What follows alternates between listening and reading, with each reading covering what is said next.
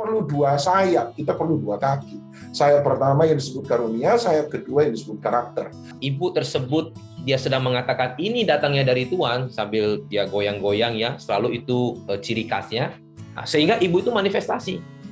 Dan suara itu sangat mengerikan, suara itu seperti suara dari neraka. Jangan sampai kita mengutamakan apa yang tidak utama. Contohnya saya di gereja, saya ini penyanyi yang hebat. Saya ngomong bahwa pujian inilah nomor satu, saudara. Mungkin saya itu orang mujizat inilah nomor satu, itu berbahaya. Akhirnya tidak menomorsatukan Tuhan.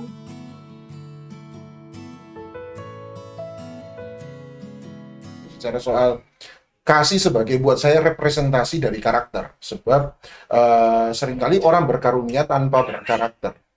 Menurut saya 1 Korintus 14, kenapa Paulus membandingkan antara karunia nubuat dan karunia bahasa roh? Sebab memang ada kepentingan Paulus terutama dalam hal pastoral.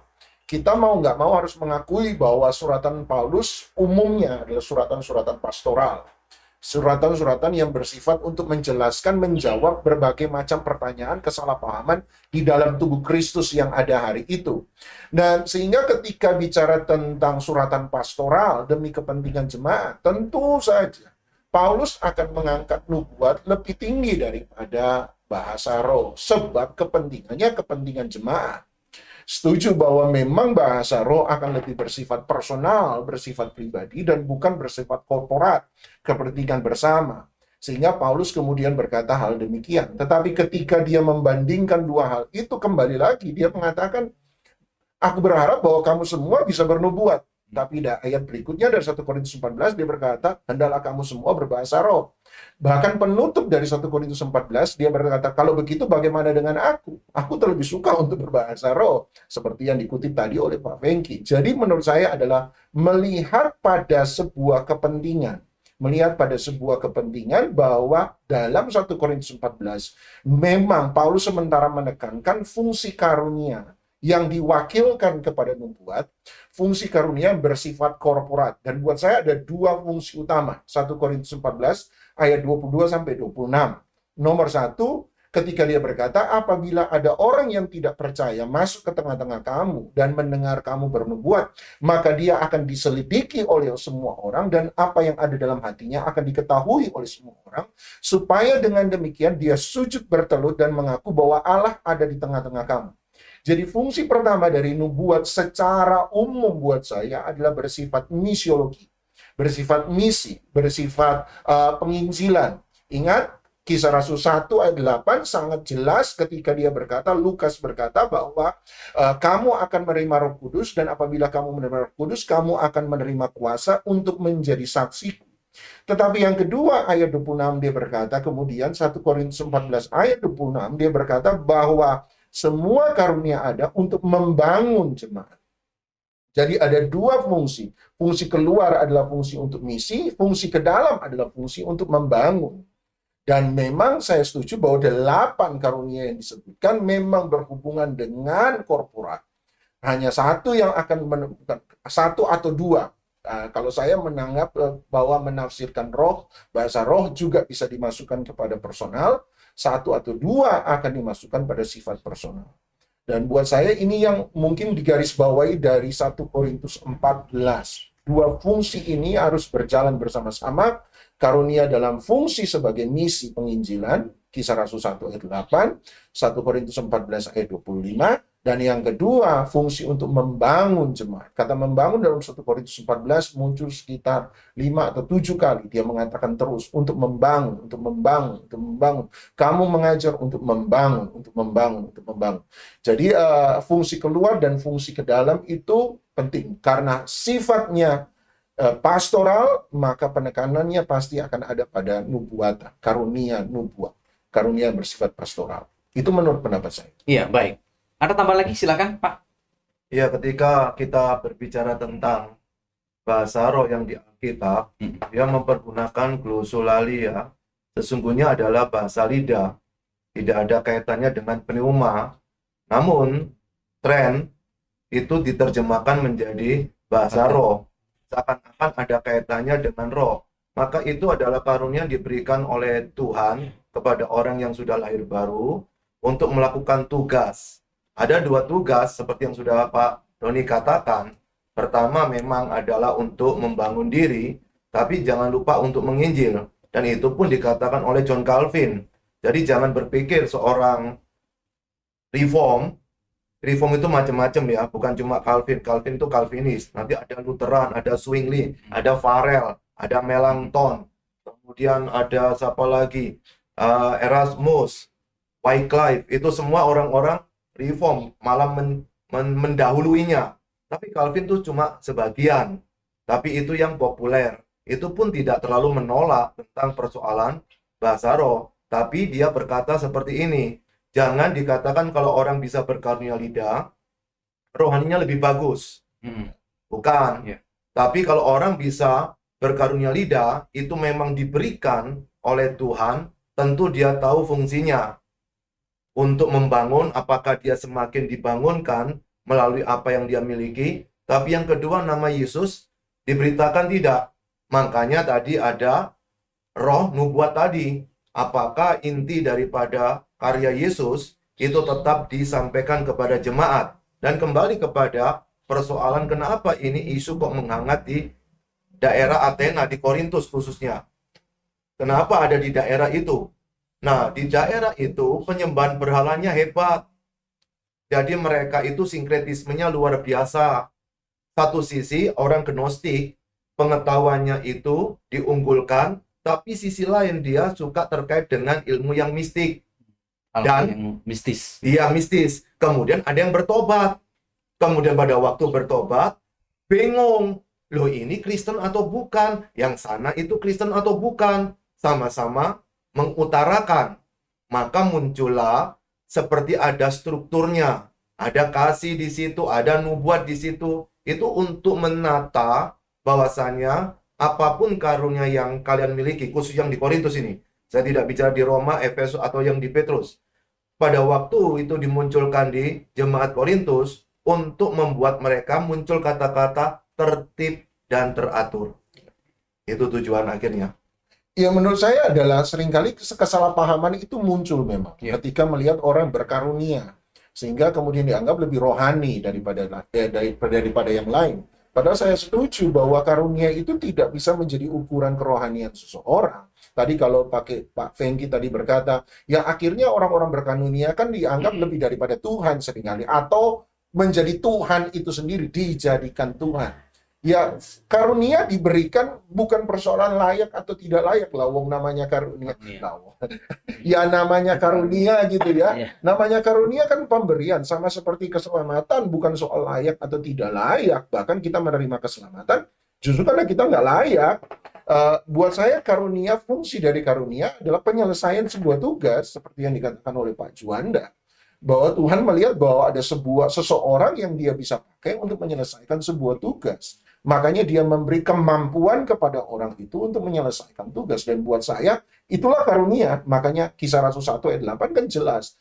Kalau kamu menerima, apabila Roh Kudus turun itu ke atas kamu, kamu akan menerima kuasa, kekuatan, kemampuan. Untuk apa? Nah, ini yang seringkali nggak dimengerti. Hanya penekanannya, kamu punya kuasa. Kamu punya Roh Kudus, kamu punya kuasa. Kuasa tanpa tujuan membuat orang menjadi arogan. Buat saya. Jadi kuasa itu harus didampingkan dengan tujuan. Tujuannya adalah supaya kamu jadi saksi. Dan menurut Paulus, penekanan Lukas pun sama, adalah satu, misiologi. Dan nomor dua, Paulus bicara tentang paling banyak tentang karya Roh Kudus ke dalam soteriologi dan pastoral. Makanya suratan Paulus adalah suratan yang menekankan pada soteriologi dan pastoral. Sebab dia lebih menekankan ke dalam. Tapi dua fungsi itu Paulus menyadari. Dua fungsi itu harus berjalan. Bukan nggak bisa. Untuk yang di luar dan untuk yang di dalam. Harus ada. Persoalannya kembali lagi, sandungan terbesar adalah sandungan karakter menurut saya. Makanya Paulus menaruh 1 Korintus 12 karunia, 1 Korintus 14 karunia, tapi di tengah-tengah dua pasal itu dia menaruh 1 Korintus 13 dan berkata, ini loh yang harus kamu kejar. Ini lokasi. Sebab tanpa ini, kamu akan menjadi arogan dan menyalahgunakan semua kuasa, semua kemampuan yang Tuhan beri. Jadi buat saya saya tutup dengan kita perlu dua sayap, kita perlu dua kaki. Sayap pertama yang disebut karunia, sayap kedua yang disebut karakter. Karakter adalah hasil dari hubungan kita dengan Tuhan, makanya namanya buah roh, tetapi karunia adalah pemberian Tuhan untuk sebuah tugas. Dua sayap ini harus dapat saling berdampingan satu sama lain. Kalau ditanya mana lebih penting, karakter atau karunia, jawaban saya, jadilah orang berkarakter yang punya karunia. Ya. Kalau misalnya Ini saya yang menarik Pak, ditutup Ya. sama Paulus di dalam 1 Korintus tadi kan 12, 13, 14 kan. Di 15 awal itu dimulai dengan perkataan, dan sekarang saudara-saudara, aku mau mengingatkan kamu kepada Injil yang aku beritakan kepadamu dan yang kamu terima dan yang di dalamnya kamu teguh berdiri. Kembali lagi, semua yang dia ucapkan dalam 12, 13, 14, apakah dia semakin teguh dalam Injil enggak? Itu tujuan akhirnya. Kalau saya punya karunia nubuat, berarti memang saya memiliki tugas yang sedang dipercayakan Tuhan kepada saya untuk membangun jemaat. Secara praktis bisa lewat khotbah, ya kan, lewat penginjilan, karena karunia adalah untuk tugas. Apa karunia mengajar kayaknya Pak? Oh iya. Dan karunia ngetik. Oh, iya. Mungkin ada tanggapan dari Bapak-bapak lain, Begini, silakan. kasus tentang karunia khususnya yang bahasa roh ini. Saya pernah baca yang di Kisah Para Rasul pasal 10 itu tentang Cornelius itu, bagaimana Rasul Petrus dapat pernyataan untuk datang ke Kaisarea. Di situ ada si Cornelius itu, dan di situ ketika firman itu disampaikan kepada keluarganya Pak Cornelius ini, yang mana mereka itu bukan orang Israel, mereka juga bukan orang Yahudi, sehingga akhirnya mereka mendengar dengan hati yang demikian haus dan laparnya, sampai akhirnya tiba-tiba di ayat yang keberapa, kalau tidak salah yang ke 45 dan seterusnya itu, orang-orang yang menyertai Paulus, yang menyertai Petrus yang adalah Yahudi-Yahudi yang bersunat ini, ketika melihat keluarga Cornelius, tiba-tiba keluarga ini belum dibaptis, belum mendapat pengalaman pribadi, misalnya didatangi Tuhan atau apa, tetapi dia langsung bisa berbahasa roh. Di sini kalau kita dikatakan, sebab mereka orang-orang yang menyertai Petrus itu mendengar orang-orang itu berkata-kata dalam bahasa roh dan memuliakan Allah, sehingga artinya kembali lagi bahwa ini merupakan suatu bentuk karunia. Sehingga kalau namanya karunia, ya kepada siapa yang pemberi ini mau kasih, ya itu yang harus kita tunduk gitu loh, kita ikut aturannya. Tidak perlu lagi pakai, oh berarti kalau orang itu berkarunia pasti lebih matang atau pasti lebih dewasa atau pasti lebih dan lain sebagainya.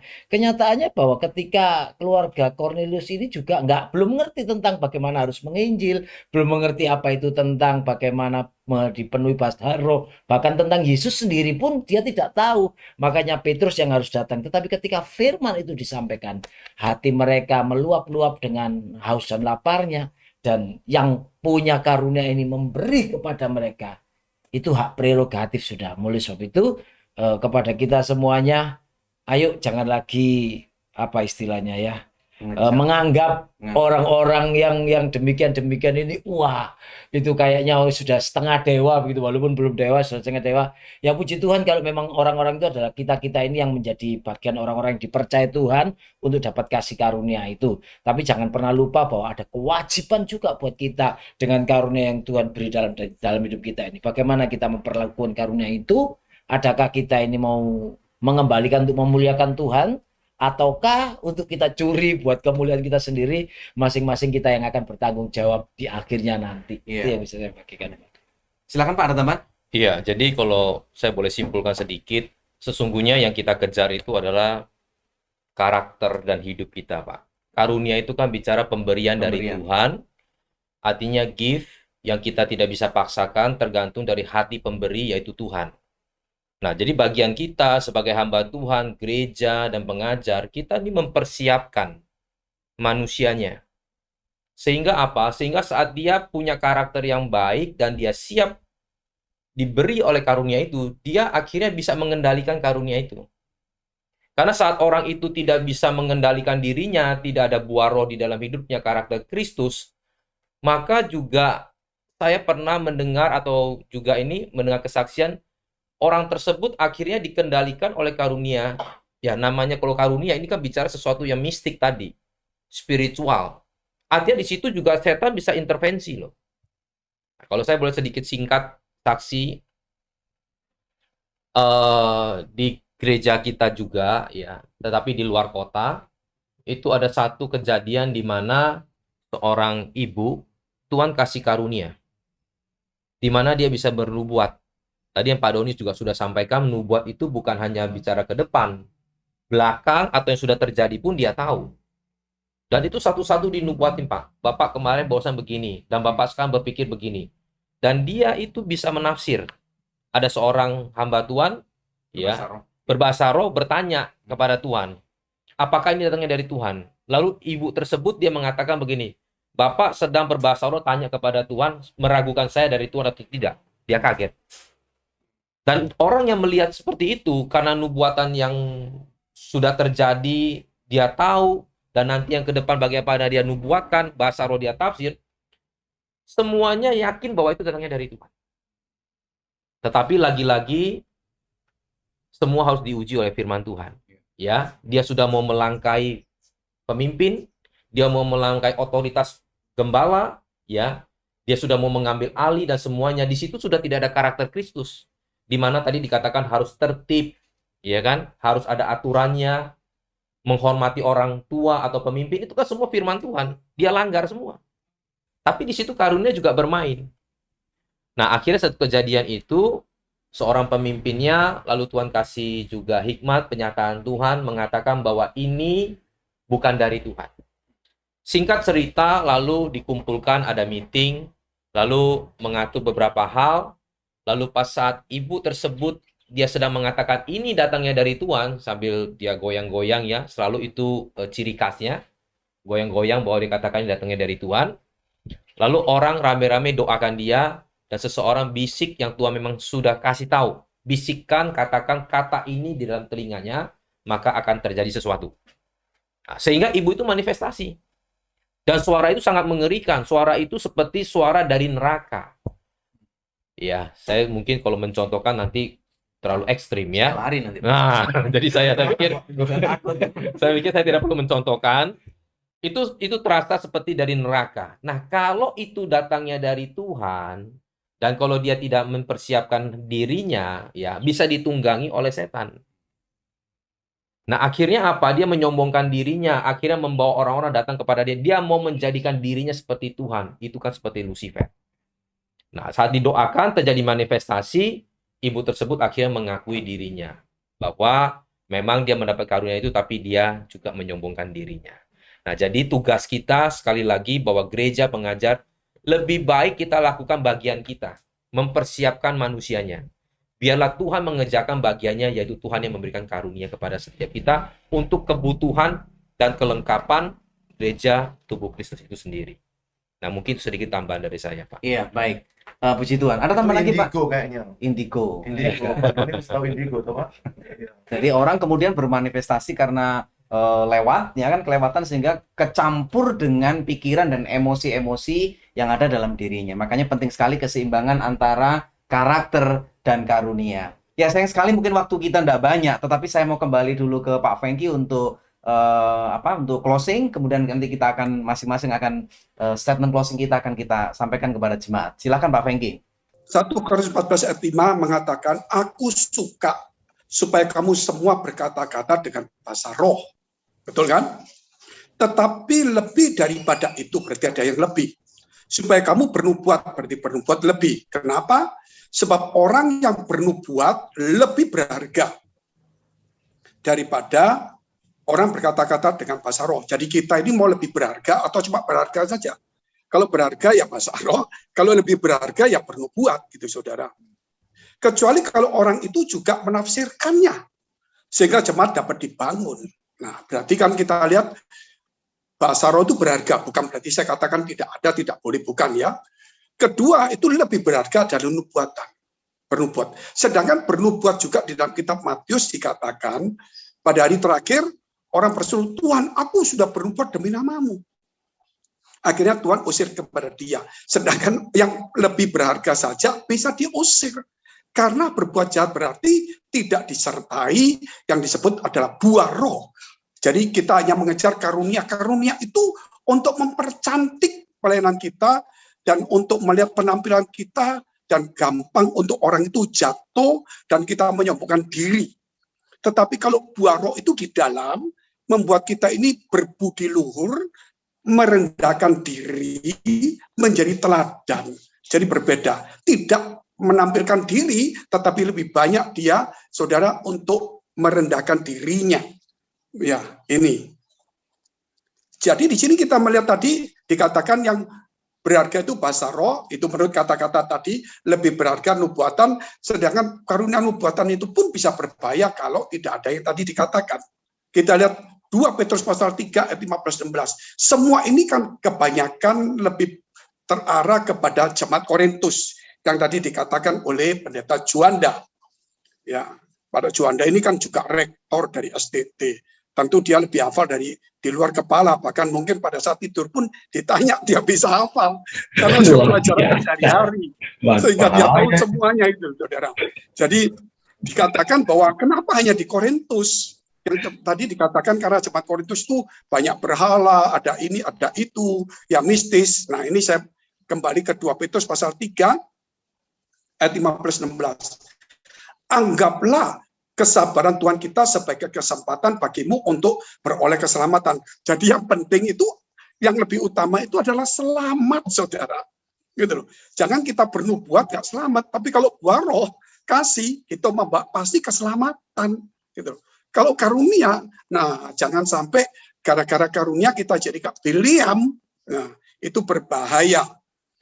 Seperti juga Paulus, nah ini Paulus tadi Korintus ya, yang nulis kitab Korintus kan Paulus. Saudara kita yang kekasih, ini jadi bukan musuhan tetapi kekasih, telah menulis kepadamu menurut hikmat yang dikaruniakan kepadanya. Jadi itu bukan sembarangan, memang hikmat dari Tuhan. Hal itu dibuatnya dalam semua suratnya. Apabila ia berbicara tentang perkara-perkara ini, dalam surat-suratnya itu ada hal-hal yang sukar dipahami. Jadi ada hal yang sukar dipahami, termasuk tadi bahasa roh, nubuatan, ya saudara tadi sampai diterangkan ada buah roh kasih dan sebagainya. Saya ulangi lagi, dalam surat-suratnya itu ada hal yang sukar dipahami, sehingga orang-orang yang tidak memahaminya dan yang tidak teguh imannya memutarbalikkannya menjadi kebinasaan mereka sendiri. Sama seperti yang juga mereka buat dengan tulisan-tulisan yang lain. Walaupun itu bersumber dari tulisan firman Tuhan, Korintus itu bisa membinasakan diri sendiri kalau nggak memahami, saudara. Makanya contoh saya ini bernubuat. Saya menganggap bernubuat itu lebih hebat dari yang lain. Saudara, merendahkan semua gembala. Ketika saya bisa berbahasa roh, saya ngomong bahasa roh itu lebih hebat dari yang lain. Begitu saya melakukan mujizat, saudara lihat mujizat tumpang tangan sembuh-sembuh. Itu sudah biasa dilakukan di mana-mana. Ketika ditayangkan di YouTube, waduh orang hebat. Itu sama sepertinya, saudara, dia lebih hebat dari yang lain. Tidak, saudara. Semua karunia diberikan itu sama saja. Sama saja, gitu loh. Karunia diberikan semua bermanfaat yang baik. Tetapi ingat, ketika kita diberikan itu, jangan sampai kita mengutamakan apa yang tidak utama. Contohnya saya di gereja, saya ini penyanyi yang hebat. Saya ngomong bahwa pujian inilah nomor 1, saudara. Mungkin saya itu orang mujizat inilah nomor 1, itu berbahaya. Akhirnya tidak menomorsatukan Tuhan dan Injil keselamatan itu, saudara. Serta Roh Kudus dan firman itu akhirnya diabaikan. Sehingga akhirnya orang cuma nyari kata-kata nubuatan yang tidak lagi mencari firman Allah, saudara. Dan kemudian orang bisa saja penubuat palsu itu ada. Saya tidak katakan semua penubuat salah ya. Ada yang palsu. Itu yang berbahaya. Sehingga saya rangkum ada 5 hal untuk penutup ini. Yang pertama, syarat-syarat dari nubuatan atau karunia. Harus ada syaratnya itu, saudara. Kalau nggak ada syaratnya nggak bagus. Ya tentunya saudara tahu syaratnya itu pasti harus punya kasih yang besar karakter. Itulah, itu oke lah. Tetapi ada yang umum, bersifat umum itu tadi yang dikatakan oleh Pak Juanda, tertib, sopan, teratur, itu yang pertama. Yang kedua, bahwa ada syaratnya, contohnya setiap laki-laki, saya bacakan saja ya, 1 Korintus 11 ayat 4. Tiap-tiap laki-laki yang berdoa atau bernubuat dengan kepala yang bertudung menghina kepalanya. Jadi bernubuat pun ada syaratnya di dalam firman ini, saudara. Tetapi tiap-tiap perempuan yang berdoa atau bernubuat dengan kepala yang tidak bertudung menghina kepalanya. Sebab ia sama dengan perempuan yang dicukur rambutnya. Jadi saudara lihat ini ada syarat-syarat yang tidak gampang. Terus syarat yang ketiga yaitu harus diuji. Apakah ini datang dari Tuhan, apa cuma enggak? Dan juga apakah terjadi? Dan yang keempat itu, saudara, bisa menyusun dengan bagus. Mana itu bahasa roh, apa itu menafsirkan bahasa roh, apa itu nubuatan, apa itu karunia nubuatan, apa itu koron nubuatan atau pernyataan Tuhan. Nah, ini harus mulai disusun yang rapi. Yang terakhir tadi saya katakan, harus bisa memahami tulisan-tulisan yang khususnya Paulus tulis supaya jangan sampai kita menjadi satu kebinasaan. Walaupun itu bagus, akhirnya jadi perpecahan, pertengkaran karena tidak ada kasih, saudara. Karunianya berbeda, bertengkar karena nggak ada kasih yang mempersatukan. Oke, gini aja dulu. Ada teman-teman mungkin 1-2 menit untuk menutup. Saya kira saya lihat wajah-wajahnya Pak Juanda, Pak Doni, Pak Samuel, Pak Hendri Ang ini masih nyimpen rahasia satu mau dikeluarkan terakhir. Ada rahasia Pak yang mau disampaikan. Ya silakan, siapa yang mulai dulu? Satu menit. Ya Pak Saya Samuel, akan silakan, closing begini. Perkara saya ini kan hamba Tuhan, perkara saya dapat karunia, tidak dapat karunia, itu saya kembalikan kepada pemberi. Tetapi saya tetap harus berusaha, bahkan mengejar yang namanya buah roh itu. Karena memang itu yang akan membuat saya ini jadi bernilai dan berharga di mata Tuhan. Dengan caranya saya akan terus belajar untuk mentaati firman-firman itu, supaya buah roh itu muncul dari hidup saya. Nanti perkara saya dipercaya dapat karunia, puji Tuhan. Kalau tidak dapat karunia pun juga, ya puji Tuhan. Yang pasti saya sudah dapat karunia keselamatan. Gitu Amin. aja. Ya, silakan. Ya, closing statement saya adalah ada 3. Yang pertama, daripada pusing mikirin lain, yang mana benar mana enggak, terima Yesus sebagai Tuhan dan Juru Selamat secara pribadi. Itu yang penting. Kalau punya segala bentuk karunia, bisa lakukan semua kebaikan. Kalau tidak punya Yesus, berarti bukan milik Yesus. Yang kedua, kalau saudara pemirsa adalah jemaat gereja BES, lakukan mega project karakter Kristus. Mungkin Anda simpatisan, lakukan itu. Tapi kalau Anda ada yang dari denominasi lain, bisa lakukan buah roh, kasih, sukacita, damai sejahtera, kesabaran, kemurahan, kebaikan, kesetiaan, kelemah lembutan, dan penguasaan diri. Dan yang terakhir ketiga, kalau kita belajar di Alkitab, setiap orang yang lahir baru minimal dapat 1 karunia. Suka tidak suka akan diberikan karunia itu. Sekarang tugas kita adalah memikirkan karunia kita apa. Kalau jadi asyir, jadilah asyir yang jempolnya 4. Kalau jadi pengkhotbah, jadilah pengkhotbah yang bertanggung jawab kepada Tuhan. Kalau karunia memberi dengan tanpa memikirkan imbalan. Itu semua adalah bagian dari 18 karunia yang dijelaskan di kitab Roma, 1 Korintus, Petrus, dan di Efesus. Jadi kita semua pasti punya. Ayo lakukan bagian kita masing-masing, niscaya kita akan bertumbuh. Menurut saya bahwa karunia, karena ini bicara tentang tren karunia nubuatan, jadi menyoroti khusus tentang nubuatan, menurut saya adalah hari ini yang paling penting juga adalah kesalahan bukan hanya pada sang pendetanya dalam tanda kutip, tetapi kesalahan ada pada adanya demand yang besar di antara jemaat terhadap orang-orang yang mampu untuk bernubuat, gitu ya. Berarti satu sisi ya ada orang-orang yang pada akhirnya, saya setuju dengan Pak Juanda, yang dibutuhkan itu bukan khotbah pendetanya, yang dibutuhkan setelah khotbah mau dinubuatkan. Dan buat saya inilah yang menjadi kesalahan terbesar, yaitu demand yang besar selalu akan menimbulkan supply. Akhirnya ada orang-orang yang kemudian memposisikan diri sebagai nabi-nabi yang hebat, dan tanpa sadar mereka membiarkan orang-orang ini mengangkat orang tersebut. Buat saya adalah, sekali lagi sama seperti teman-teman yang sudah ada, percayalah pada Tuhan, percayalah sungguh-sungguh pada Tuhan.